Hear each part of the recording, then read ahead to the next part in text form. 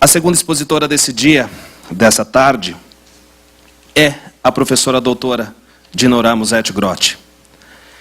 É uma das maiores expoentes na pesquisa dos serviços públicos no país. A sua obra, O Serviço Público e a Constituição Brasileira de 88, figura entre as leituras indispensáveis de todos aqueles que buscam pesquisar a fundo o desenvolvimento, as crises e a conformação dinâmica da noção de serviço público na contemporaneidade. Possui graduação em Direito pela Faculdade de Direito da Universidade de São Paulo, mestrado em Direito pela Pontifícia Universidade Católica de São Paulo e doutorado pela Pontifícia Universidade Católica também de São Paulo, onde leciona Direito Administrativo na graduação e na pós-graduação.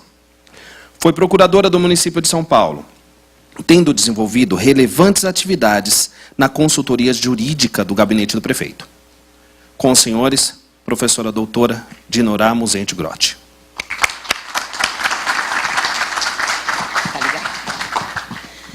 Boa tarde a todos. Antes de mais nada, eu gostaria de cumprimentar os organizadores deste evento, inclusive cumprimentar os participantes dessa mesa, o professor Dalmo Dallari, com quem tive o privilégio de trabalhar na Secretaria dos Negócios Jurídicos, a professora Irene Nohara, brilhante organizadora, aliás, desse encontro, que eu falei que é um encontro de fôlego, 3 dias, com exposições pela manhã, à tarde e à noite. O meu colega da PUC, professor Roberto Caldas, demais integrantes desta mesa e senhores participantes. E o tema que me foi destinado agora neste encontro foi a problemática da greve no serviço público. Como os senhores sabem, a greve configura uma das manifestações complexas, coletivas, produzidas pela sociedade contemporânea. O vocábulo greve foi utilizado pela primeira vez no final do século XVIII, precisamente numa praça em Paris chamada Place de Grève, onde se reuniam as pessoas que estavam desempregadas e aqueles trabalhadores que pleiteavam por melhores condições de trabalho ou, eventualmente, reivindicavam por melhores condições também de trabalho e acabavam paralisando as suas atividades. Então, nessa referida praça, acumulavam-se gravetos que eram trazidos pelas enchentes do Rio Sena. Daí, então, o termo greve, originário de graveto. Qual seria, então, o conceito de greve? Na definição de Miller, a greve é uma recusa coletiva e combinada de trabalho com o fim de obter, pela coação exercida sobre os patrões, sobre o público ou também sobre os poderes do Estado, melhores condições de emprego ou a correção sobre determinados males dos trabalhadores. A verdade é que o direito de greve deve ser encarado como um direito de exceção, um remédio extremo, porque antes da greve devem ser buscados outros mecanismos para que sejam resolvidos os problemas surgidos entre os trabalhadores e, eventualmente, os patrões. A verdade é que a greve passou por várias fases, pela fase da proibição, pela fase da tolerância e também pela fase do reconhecimento como direito. O que nós observamos é que hoje o direito de greve encontra-se reconhecido nos ordenamentos de vários países e também com regulações distintas. No Brasil, nós verificamos que, pela Constituição de 37, a greve era proibida e era considerado, vamos dizer, um recurso antissocial, juntamente com o lockout, incorrendo em crime os líderes do movimento. A Constituição de 46 reconheceu o direito de greve e o decreto 9.070 de 46 disciplinou, vamos dizer, a cessação coletiva desse trabalho.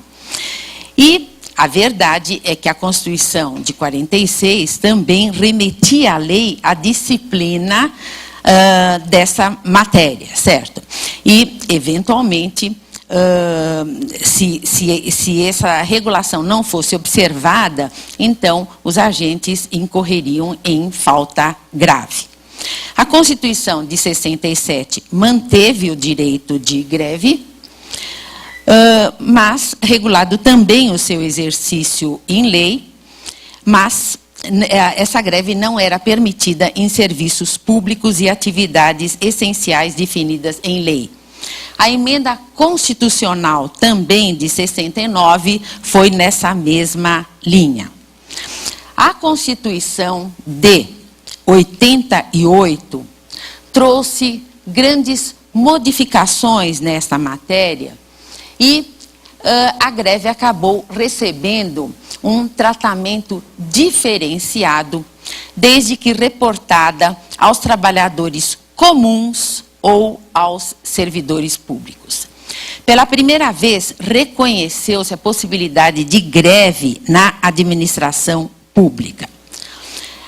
Para dar cumprimento ao dispositivo constitucional, no que tange aos trabalhadores comuns, foi editada a Lei 7783 de 89, que define os serviços ou atividades essenciais e também dispõe sobre o atendimento de necessidades inadiáveis da comunidade e, em seu artigo 16, deixa patente a inaplicabilidade desse diploma legal, ou seja, Lei 7783, ao setor público.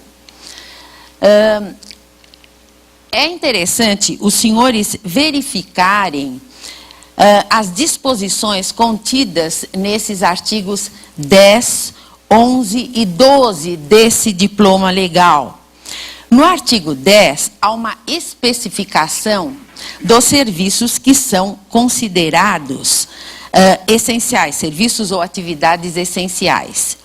E dentre os serviços ali elencados, facilmente conclui-se que alguns configuram serviços públicos e outros não configuram serviços públicos, certo? Por outro lado, também, nós verificamos que, na hipótese, a obrigação, vamos dizer, de garantir a manutenção daquelas atividades que são consideradas imprescindíveis, que são inadiáveis, independem do enquadramento no rol dessas atividades, como serviços públicos ou a publicácio dessas atividades. O que quer dizer publicácio dessas atividades? A assunção de uma determinada atividade como serviço público pelo Estado.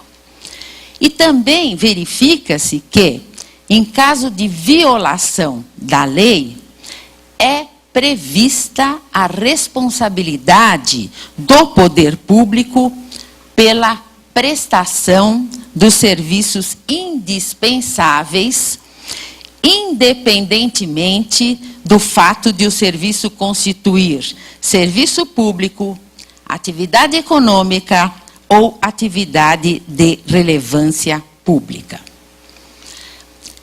Ao contemplar pela primeira vez a possibilidade de greve na administração pública, no artigo 37, inciso 7º, nós verificamos que a Constituição de 88, na sua redação original, dizia que os termos e limites desta matéria seriam definidos por lei complementar. Posteriormente, a emenda constitucional número 19 modificou lei complementar por lei específica. Nós voltaremos ainda a este tema.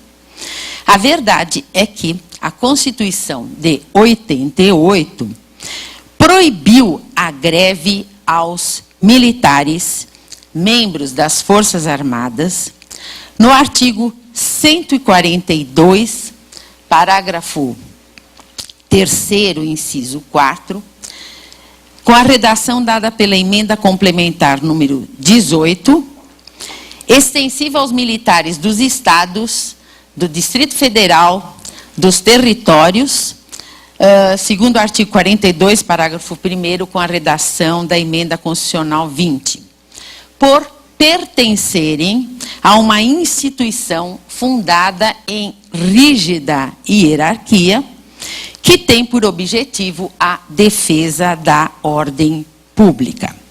Agora, é interessante nós observarmos que, embora o artigo 37 se refira, no inciso 7º, vamos dizer, esteja se referindo à greve na administração pública, ou seja, abranja os servidores da administração direta ou indireta, a verdade é que a lei de greve, ou seja, a 7783, já se aplicava aos empregados das empresas públicas e sociedades de economia mista, por força do artigo 173, parágrafo 1º, inciso 2, que impõe a elas regime jurídico igual ao das empresas privadas, inclusive quanto aos direitos e obrigações trabalhistas.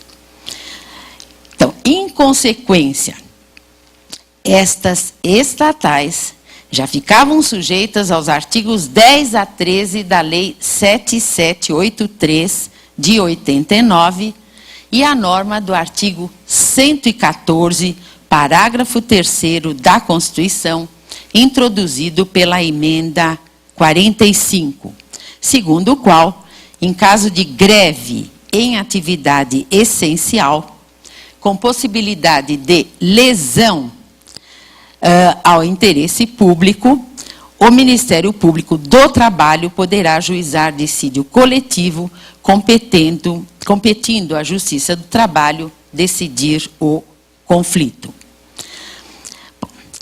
A Constituição, na sua redação originária, remetia, então, a regulação desta matéria à lei complementar.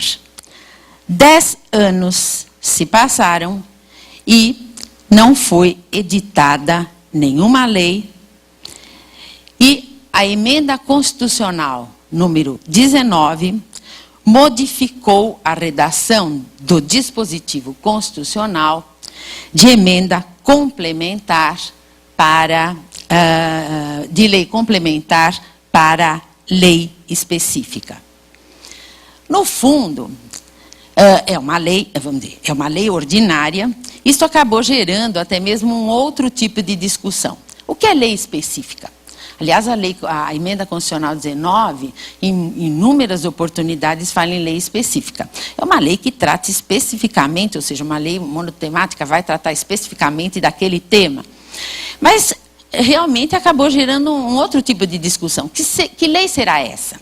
Será uma lei federal ou não? Cada ente federativo tem competência para disciplinar esta matéria. Porque matéria de servidor público é matéria que pode ser disciplinada por todos os entes federativos. E nós temos posições doutrinárias nos dois sentidos. Bom, mas a grande verdade também é que questionamentos, por exemplo, surgiram já quando da redação original da Constituição de 88, sobre a natureza e eficácia da norma consubstanciada nesse artigo 37, inciso 7º da Constituição. Que o direito de greve é um direito constitucionalizado, não há dúvida alguma. A verdade é que, segundo uma classificação que é muito aceita na doutrina brasileira, vamos dizer, que o professor José Afonso da Silva coloca, normas de aplicabilidade imediata, eficácia plena, eficácia contida, eficácia limitada. Então, basicamente, ela não seria de eficácia plena, seria de eficácia, surgiram dois entendimentos. Essa norma contida no 37.7º é de eficácia contida ou é de eficácia limitada? Quais seriam as consequências num sentido ou noutro? Tá certo? Porque, vejam, considerando-se como de eficácia limitada, o direito de greve se subordinaria completamente à edição de uma normatividade ulterior. Ou seja, não poderia ser exercida a greve, ou esse direito, enquanto não fosse normatizada, não fosse editada esta lei. Se fosse entendida como de eficácia contida, então o direito de greve poderia ser exercitado de imediato, visto que a legislação futura teria o condão tão somente de restringir o campo de aplicação normativa. Nesta matéria, nós tivemos muitas discussões, seja no âmbito doutrinário, seja no âmbito jurisprudencial. No âmbito doutrinário, então, várias correntes se formaram. O professor Celso Ribeiro Bastos, o professor José Afonso da Silva, o professor José dos Santos Carvalho Filho, entendem que essa norma seria de eficácia limitada, ou seja, não poderia ser exercido esse direito enquanto não fosse editada a lei, inicialmente complementar, depois lei específica. Então, o direito de greve praticamente seria fulminado. Outros posicionamentos, vamos dizer, em posições contrárias, nós tivemos do professor Celso Antônio Bandeira de Mello, professora Lúcia Vale Figueiredo, professor Adilson Abreu Dalari.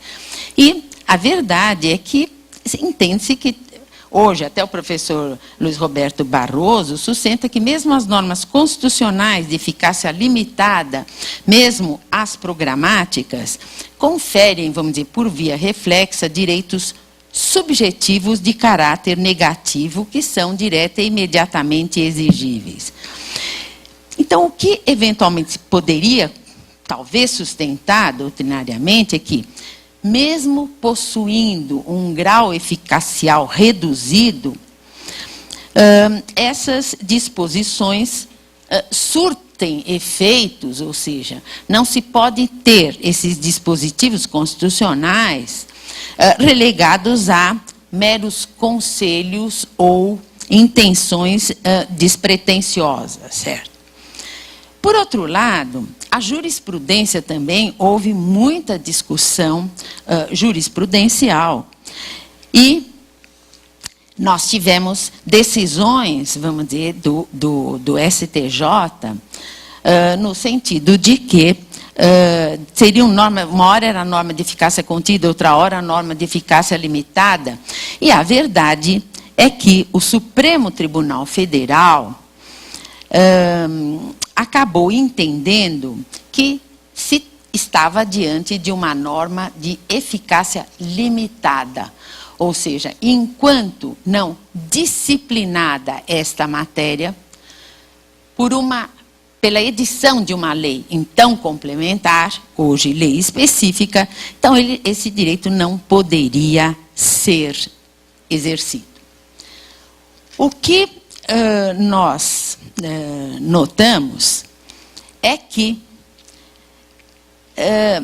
diferentemente, vamos dizer, do que acabou ocorrendo, ou seja, das relativizações que acabaram ocorrendo no caso dos mandados de injunção, em que o Supremo Tribunal Federal foi alargando e praticamente contemplando uma certa normatização no que tange a determinados casos concretos, nos casos em que se apreciaram as possibilidades e condições do exercício do direito de greve por servidores públicos, o Supremo Tribunal Federal, ele praticamente se limitou a reconhecer a mora do Congresso Nacional em regulamentar o dispositivo constitucional e comunicar-lhe a decisão para as providências necessárias à edição da lei indispensável ao exercício do referido direito.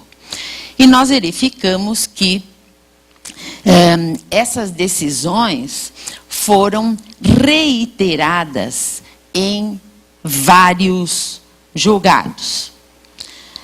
A verdade é que, vejam, apesar da decisão do Supremo, no sentido de que a norma é de eficácia limitada, ou seja, não poderia ser exercida a greve enquanto não fosse regulamentada. Por outro lado, nos mandados de injunção, apenas o Supremo reconhecendo a mora, a verdade é que as greves foram se sucedendo e houve uma omissão letárgica do Poder Legislativo em regular o direito de greve dos servidores públicos, descumprindo, inclusive, o que foi determinado pela Constituição de 88, e isto acabou gerando uma preocupante realidade em que as greves que se sucederam foram ocasionando graves distúrbios, muitos prejuízos em todos os níveis da administração pública, aos administrados, porque nós tivemos greves, inclusive recentemente tivemos greves com duração de semanas e até meses, com graves prejuízos à economia, à sociedade e também sérias consequências para o Estado de Direito. Então vejam os senhores que para resguardar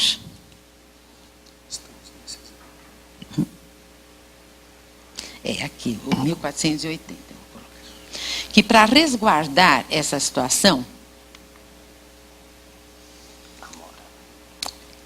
esse já foi. Então, vejam, para resguardar essa situação,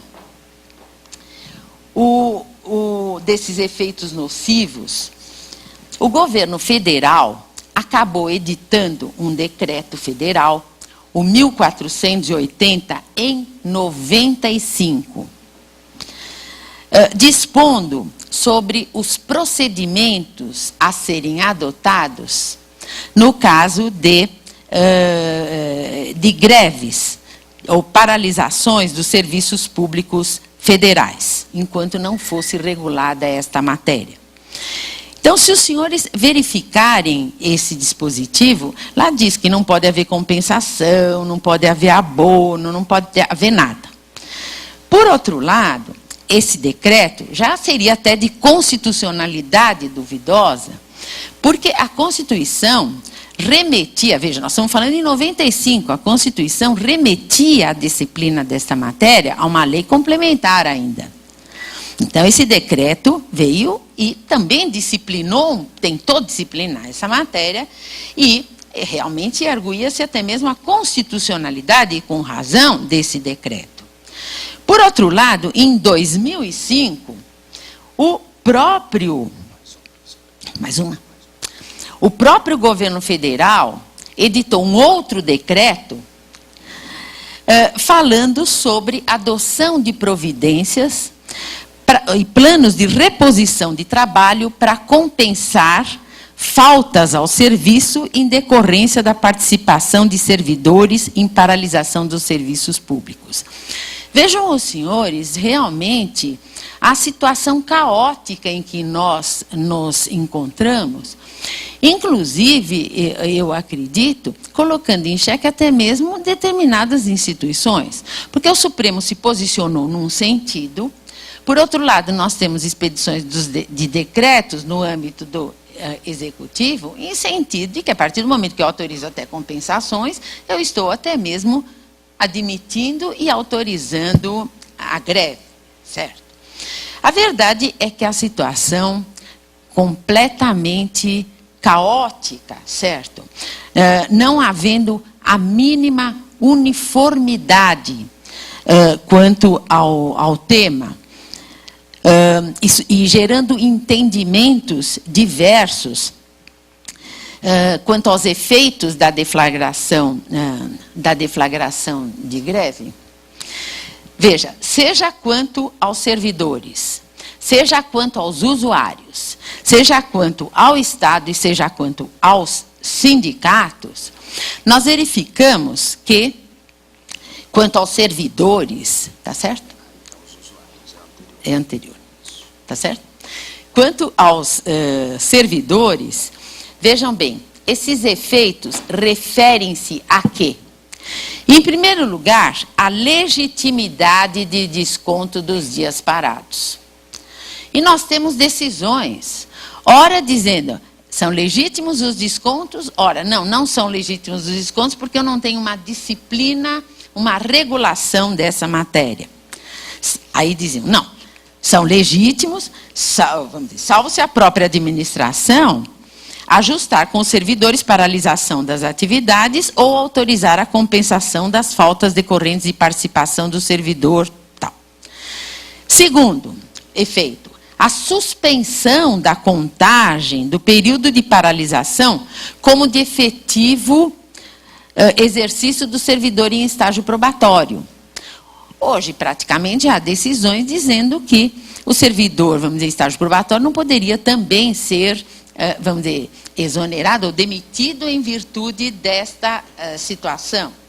Por outro lado, outro efeito com relação a ele, suspensão do cômputo para fins de contagem de tempo de serviço ou de qualquer vantagem que o tenha por base das faltas decorrentes da participação do servidor nesse movimento grevista.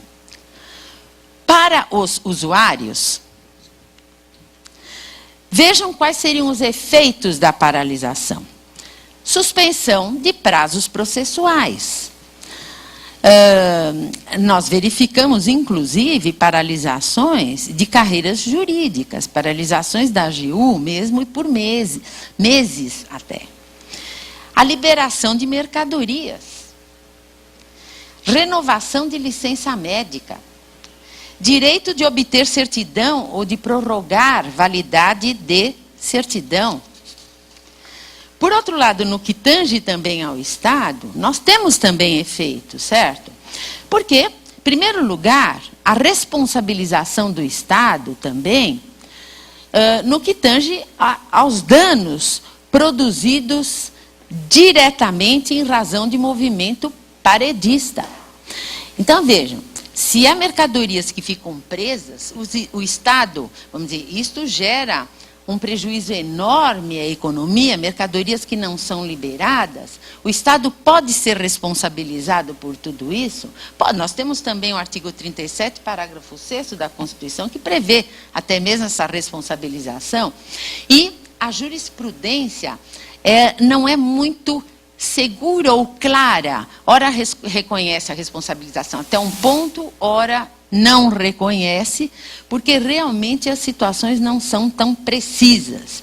Por outro lado, também, a possibilidade de utilização de servidores públicos, federais, em caráter emergencial e provisório mediante convênio.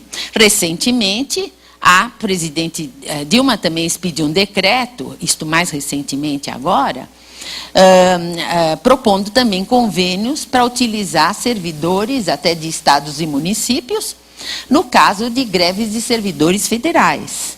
Então, esse decreto recentemente editado, ou seja, já está sendo também objeto de 3 ADIs, certo?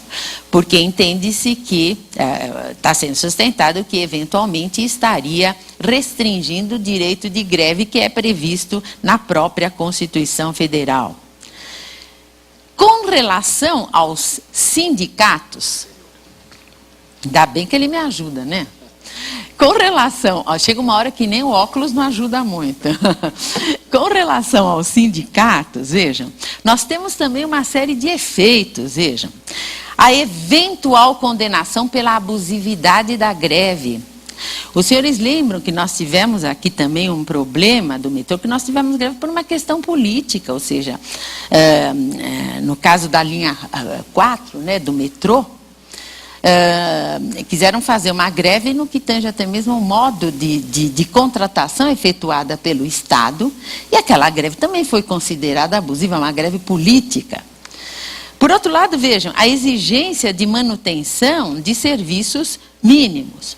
Bom, vejam os efeitos quanto a todas essas situações, seja quanto aos usuários, seja quanto aos servidores, seja quanto ao Estado, seja quanto aos sindicatos. A verdade é que, apesar de toda essa situação, na prática as greves continuaram, foram se sucedendo, ainda sob estímulo da inércia dos congressistas, sempre causando prejuízos à economia, prejuízos à população, prejuízos a serviços essenciais, como previdência social, assistência médica, educação, justiça, entre tantos outros, certo? E, muitas vezes, até, o governo tendo que se curvar também à força e às exigências do movimento. Nós verificamos, inclusive, até as greves agora nas universidades federais, foram meses também de greve, certo?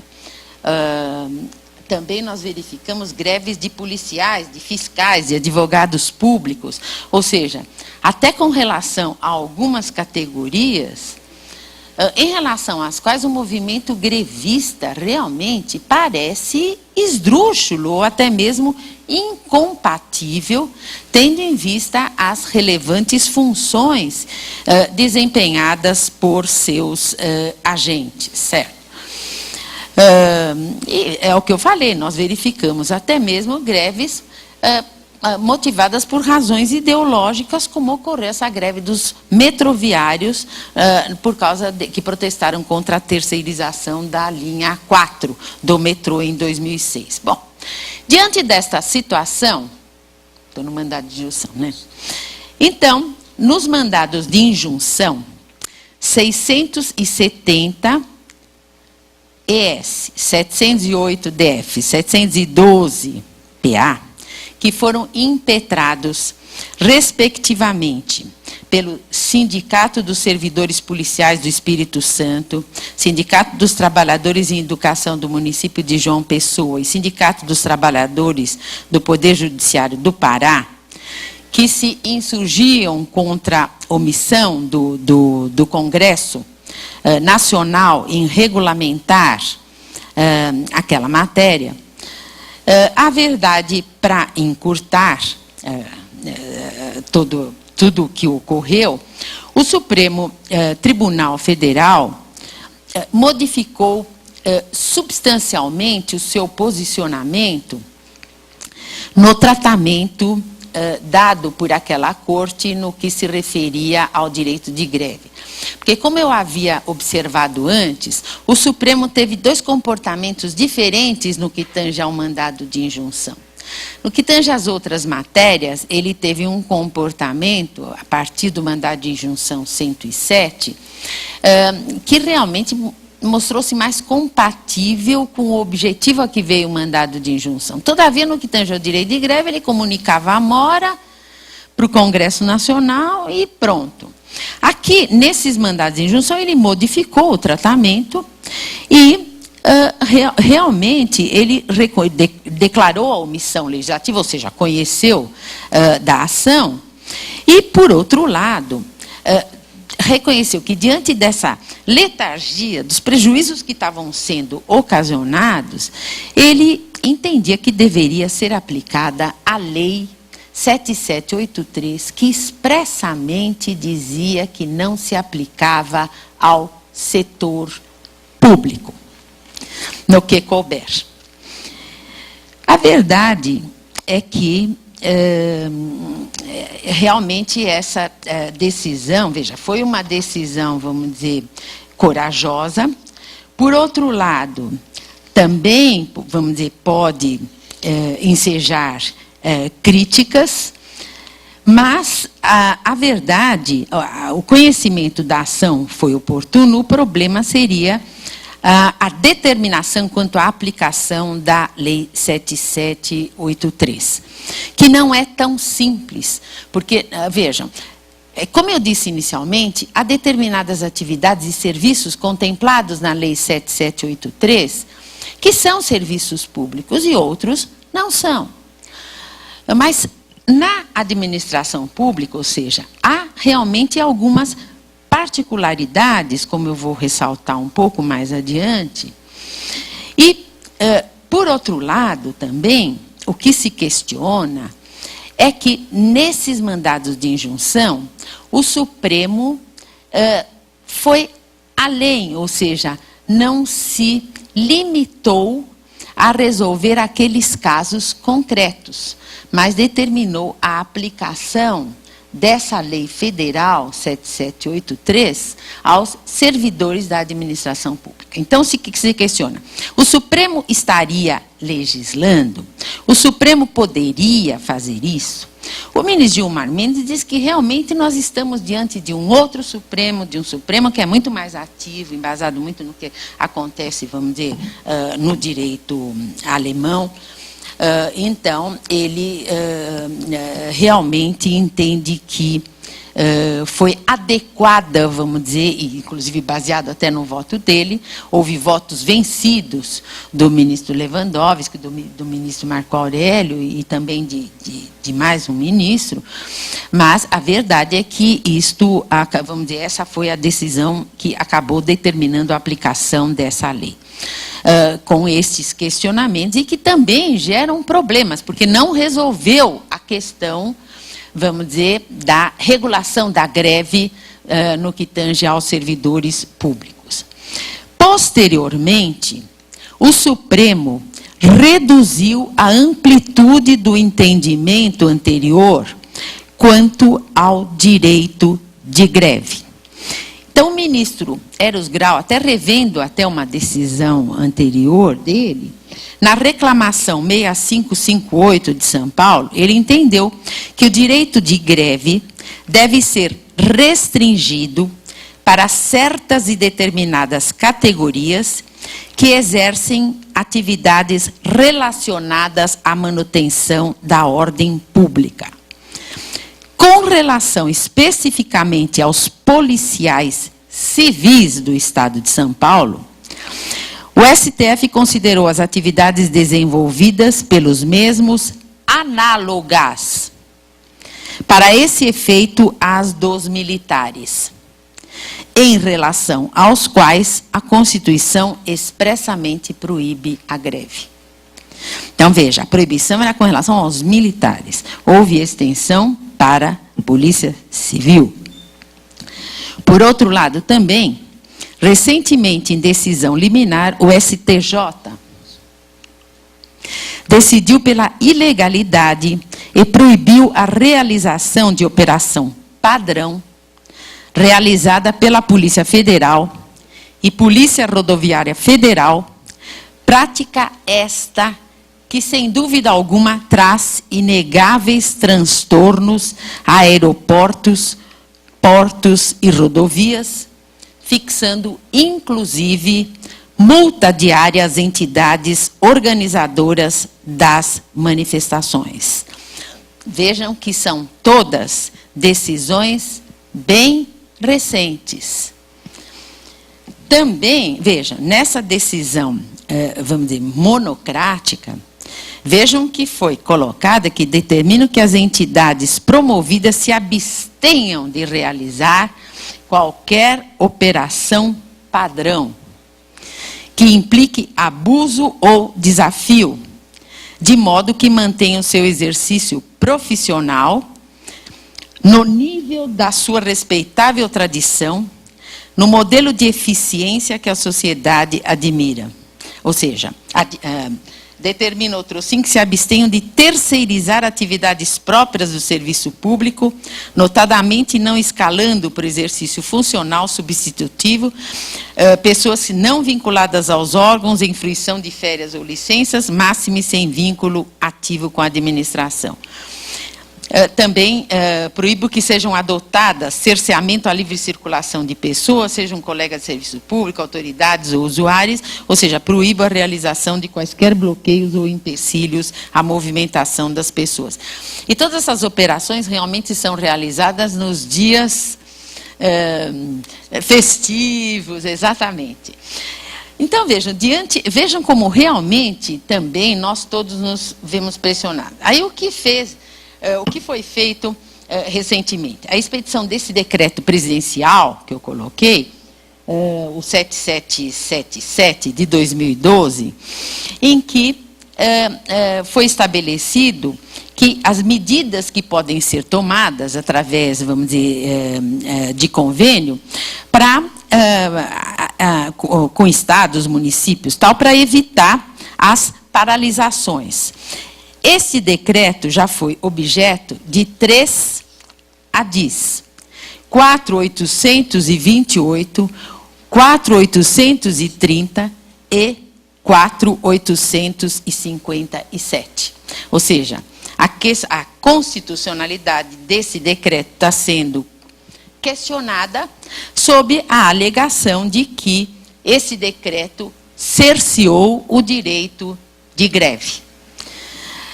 O ministro Toffoli, do Supremo, determinou a aplicação do procedimento abreviado do artigo 12 da Lei 9868 às ações diretas de inconstitucionalidade em questão, ou seja, que tem por objeto estas ADIs referentes a esse decreto 7777. Vejam, muitas outras questões, não sei se eu tenho tempo, um pouquinho. Não, eu não quero estourar, porque tem outras pessoas. Então, vejam, nós temos, eu realmente acho importante, vamos dizer, colocar essas questões. Então, vejam, nós temos muitas outras questões. Problema de desconto de diasparados. Pode descontar ou não pode descontar? A verdade é que, diante de uma ausência de uma lei específica regulamentando esta matéria, pela Lei 7783 pode haver desconto, sim, certo? Por a tendência jurisprudencial que nós observamos, tem sido favorável, embora haja decisões em contrário, no sentido de que pode haver o desconto, salvo se houver possibilidade de compensação, certo? Enfim, mais um. E, por outro lado, também, se houver desconto, vejam, normalmente, nos estatutos dos servidores, há limites para descontos. Haveria também limite para o desconto? Ou não? De 10% ou não haveria desconto? Enfim, vejam, eu citei aqui vários julgados, certo? E, atualmente, nós temos o reconhecimento da existência de repercussão geral em relação à possibilidade de desconto nos vencimentos dos servidores públicos. Também numa reclamação, também um entendimento, vamos dizer, uma decisão monocrática do Toffoli, dizendo que quando houver algum acordo para reposição, então não desconta. Isso seria o óbvio, certo? A verdade é que o desconto foi adotado pelo governo federal. Nós vimos, inclusive, o ministro da Justiça, José Eduardo Martins Cardoso, mandando descontar, mandando abrir processo disciplinar no caso de abuso, certo? E nessa reclamação bem recente, 14397, houve o ajuizamento de ação no Supremo por 4 entidades sindicais, pedindo a concessão de medida liminar para determinar ao governo federal a suspensão do corte do ponto e do desconto salarial dos servidores públicos referentes à participação da greve da categoria determinados, vamos dizer, no âmbito federal. A verdade é, qual seria, vamos dizer, a conclusão quanto a esse aspecto? A participação em greve geral, como falou o Almir Pazianotto, suspende o contrato de trabalho. Então, não haveria pagamento por dias de paralisação. Se a greve for ilegal, então, com mais forte razão. Então, vamos dizer, regras análogas deveriam, talvez, também ser adotadas no serviço público, certo? Por outro lado, também, nós temos, vejam, no âmbito da administração do serviço público, a discussão não se refere apenas, como a professora Maria Silvia também reporta, ao problema, ao aspecto da matéria ser ou não ser serviço público. Porque nós vimos que muitas atividades contempladas na Lei 7783 também são serviços públicos. Nós temos muitas outras matérias que ali estão envolvidas.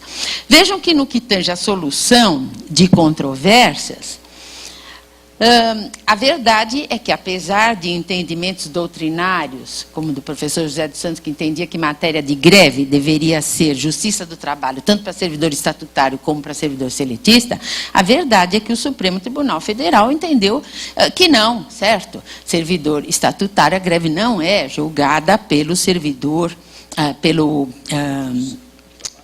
trabalho, e então isso já gera também um outro tipo de problema.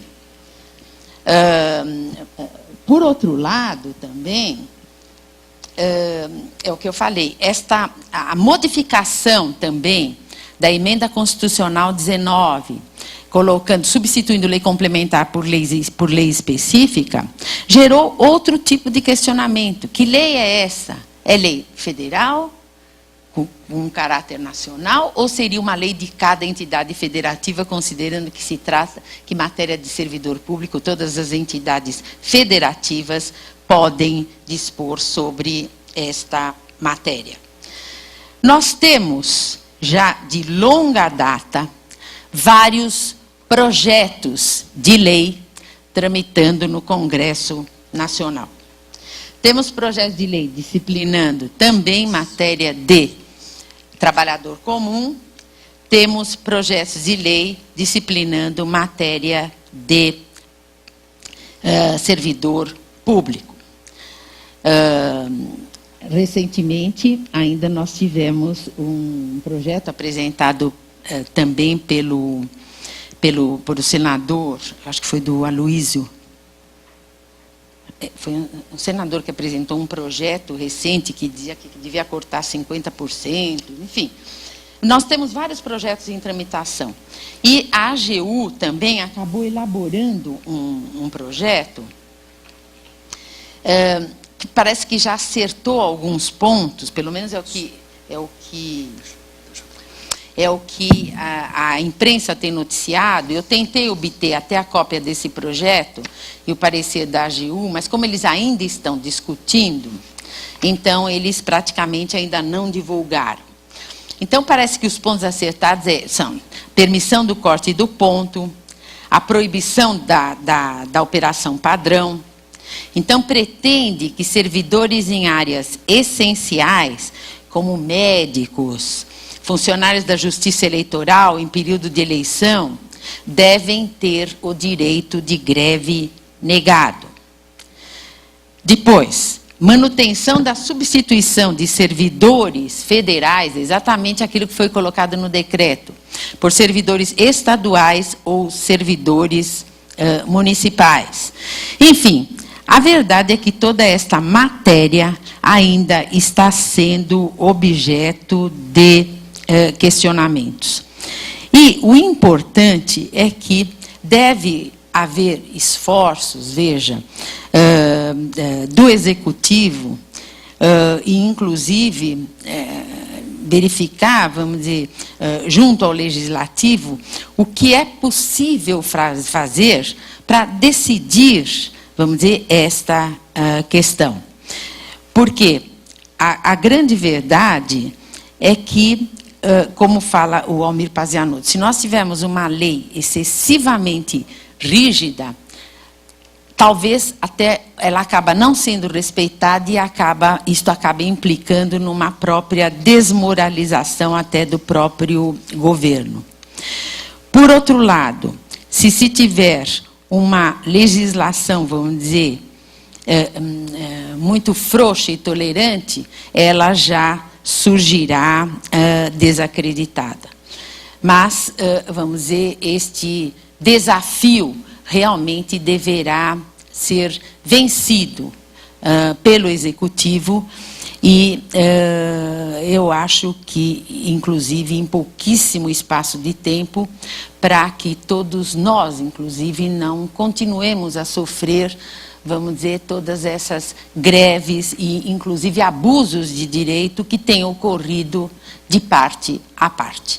Então, eram essas as ligeiras observações que eu tinha a trazer com relação ao tema, para evidenciar realmente o caos em que a situação continua, ou seja, realmente, apesar da decisão corajosa, vamos dizer, do Supremo, apesar de questionável, realmente a situação não se pacificou e os problemas e os desafios e as dúvidas continuam. Eu queria agradecer mais uma vez a essa brilhante jovem jurista, a professora Irene Nohara, o convite, e realmente cumprimentá-los pelo evento, que foi muito corajoso, certo? E agradecer, inclusive, pela paciência dos senhores. Muito obrigada. Nós que agradecemos a presença da ilustre Dinorah Mussetti Grotti, que é uma das grandes referências no estudo do serviço público no Brasil, por ela ter prontamente atendido aos nossos pedidos. A professora Dinorah tem uma agenda apertadíssima por conta da requisição em todos os eventos de direito administrativo. Então, para a gente é uma grande honra tê-la aqui, e sobretudo no âmbito desse projeto, que é o projeto Pensando o Direito, que tem por foco justamente a pesquisa do âmbito da Secretaria de Assuntos Legislativos. Então, achamos por bem inseri-la aqui, né, muito embora o nosso tema seja gestão da força do trabalho, a greve é uma consequência até dessas concepções de gestão da força do trabalho e tem toda uma problemática diferenciada em função do regime jurídico. A professora Dinorah nos trouxe aqui uma pesquisa aprofundadíssima e atualizadíssima. Com certeza, todos nós e o governo também, a Secretaria de Assuntos Legislativos, sobretudo, irá usufruir dessa relevante pesquisa e contribuição neste âmbito. Então, agradeço aqui a participação da professora Dinorah e vamos passar a palestra do nosso querido Roberto Caldas, que vai falar sobre o regime jurídico único.